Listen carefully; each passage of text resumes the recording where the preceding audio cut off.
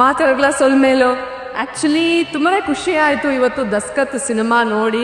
ನೀವೆಲ್ಲರೂ ಕೂಡ ದಸ್ಕತ್ನ ಬಂದು ನೋಡ್ಬೇಕು, ಯಾಕಂದ್ರೆ ಒಂದು ಒಳ್ಳೆ ಮೂವಿ ಕೊಟ್ಟಿದ್ದಾರೆ.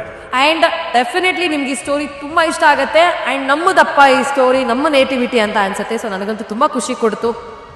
ತುಳು ಭಾಷೆ ಅನ್ನೋದು ನನಗೆ ಕೇವಲ ಭಾಷೆ ಅಲ್ಲ, ಭಾಷೆ ಮೇಲೆ ಒಂದು ಪ್ರೀತಿ ಇದೆ. ಎಂಕು ತುಳು ಭಾಷೆ ಅಂದರೆ ಒಂಥರ ಮೋಕೆ, ಕರೆಕ್ಟಾ?